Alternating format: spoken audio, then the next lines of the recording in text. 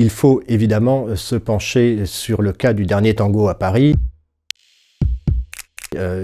Immense film qui fait immensément scandale quand il sort en 1972. Marlon Brando, Maria Schneider dans un appartement avec des images qui restent célèbres à cause évidemment de cette fameuse séquence appelée Passe-moi le beurre, séquence de sodomie qui fera énormément parler à l'époque et qui voudra même au film d'être interdit en Italie. Non seulement interdit, mais la justice ordonnera en 1978 qu'on brûle le négatif et toutes les copies existantes de ce film. Les Italiens ne pourront le revoir qu'en 1988. Donc le film fait scandale à l'époque à cause de cette scène. Ça lui vaut un succès international et le scandale rebondit beaucoup plus longtemps après, c'était très exactement l'an dernier. Alors l'an dernier, qu'est-ce qui se passe? En 2017, en pleine période MeToo, en plein scandale Balance ton porc, eh bien on va balancer une vidéo que Bertolucci avait enregistrée en 2013 où il raconte à la télévision néerlandaise que dans cette scène, Maria Schneider n'était pas prévenue, qu'il s'était mis d'accord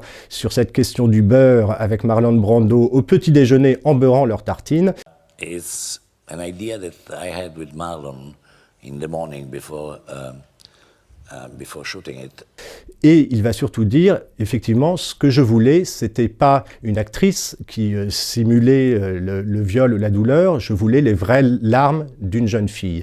Et c'est ce qu'il a obtenu, et c'est ce qui ruinera la carrière de Maria Schneider. Elle dira qu'après ce film, effectivement, elle s'était sentie un peu violée, parce qu'elle précisera quand même que la scène est simulée.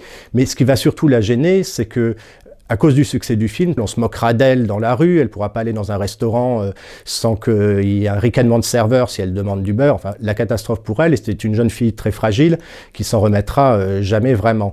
C'est révélateur d'un certain état d'esprit, c'est-à-dire du metteur en scène démiurge, se le mettre à bord, et que tout est permis pour obtenir quelque chose à l'écran. Mais ça existe aussi au théâtre, ça existe aussi dans la peinture, quand on épuise un modèle jusqu'à obtenir ce qu'on veut. Là, ce sont les limites humaines de l'art qui s'interrogent.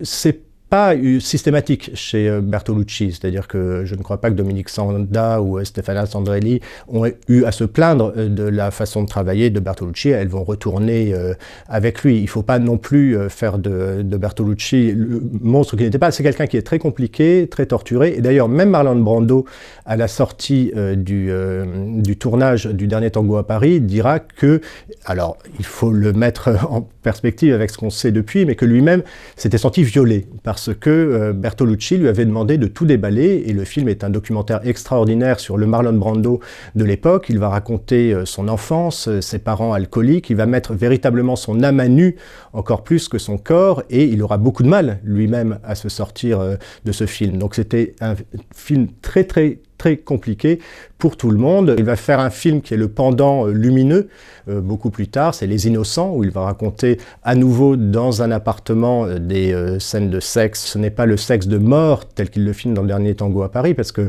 c'est un film très influencé par Georges Bataille. Ce qui avait beaucoup choqué à l'époque, c'était aussi Marlon Brando insultant le cadavre de sa femme qui venait de se suicider. C'est un film entièrement sur la pulsion de mort qui essaye de se résoudre par le sexe, mais à bien regarder le film, qui s'en sort à la fin, c'est la jeune fille, jouée par Maria Schneider, qui va finir par abattre l'homme avec qui elle s'était livrée à des jeux sadomasochistes. C'est un film complètement au contraire de l'image qu'on s'en fait, c'est la jeune femme qui a le beau rôle finalement.